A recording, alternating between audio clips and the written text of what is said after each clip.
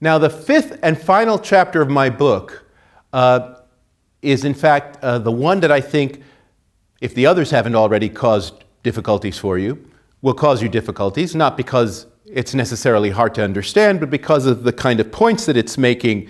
And this is the idea of what I call suffering smart in the 21st century. And here I start with a very important branch of theology that I talk about intermittently throughout the book, and I think is very crucial for the view of humanity I'm talking about, and that is theodicy, which is basically the theological explanation for how can there be so much evil and imperfection in a world that was created by the ultimately good God. Okay? And what kinds of moral lessons does that have for how we should conduct our lives if we're supposedly created in the image and likeness of God?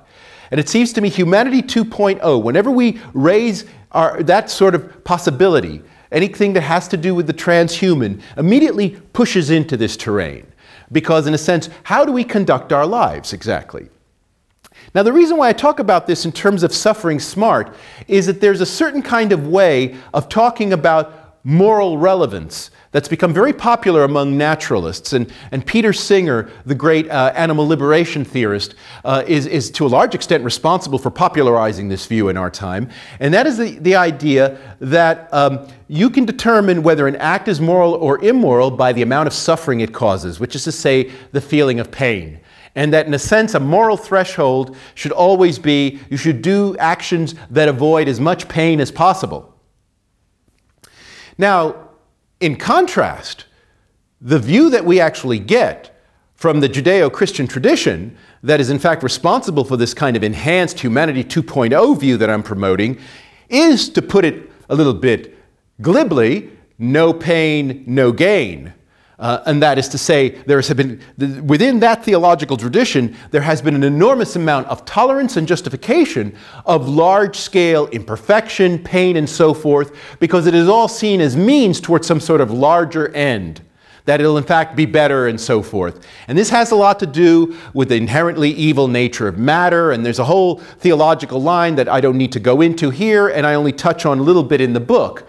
But in the modern period, this kind of mentality has justified lots of issues, in terms of levels of violence, you might say, ranging from, on the one hand, exploitation and taxation, where in a sense what one is doing violence in a sort of indirect way to people by taking what is theirs or what they think is theirs, to, of course, more explicit form of violence, where in ways you sterilize or you kill or whatever people, because in some way you think of this as some sort of means towards some kind of higher end. Now, one of the things that I think we notice about the development of a transhumanist sensibility in the 21st century is that this idea of what counts as violence, what counts as suffering, and indeed what even counts as life and death is going to be under continual negotiation. And there's going to be a tendency, I think, for people not to treat these terms as absolutely as they have in the past. So, for example, one of the points, as it were, of uploading one's consciousness to a computer, if one could do that, would be to avoid death. So instead of death, one simply transitions to a more durable state. And I do think that kind of thinking, the more it is made technologically available, will in fact enter into our moral discourse and change the way in which we think about what is good and bad and so forth. Moreover, I think to a certain extent, we see a little of this happening in a fairly low-grade kind of way. And there, toward the end of the chapter, I talk about the idea of moral entrepreneurship.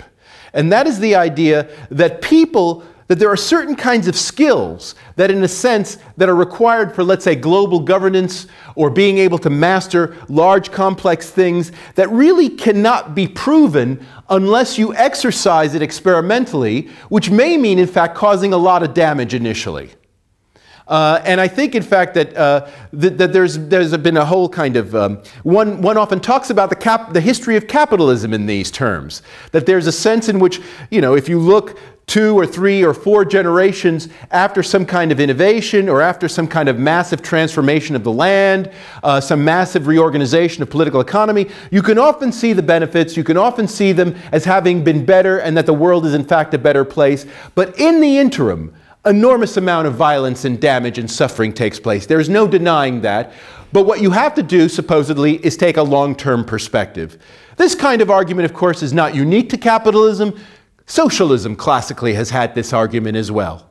And it seems to me that this kind of argument, which I think to a large extent has gone out of fashion in politics in recent years, in fact will come back more into fashion as we think more and more in terms of the possibility of a humanity 2.0. And I believe that our moral horizons will change as a result, and certain things that in the past we considered unmitigated evils, such as, for example, the sorts of scientific experiments that were done in Nazi Germany or the Soviet Union, I think we will end up with a more nuanced view of the significance of those things.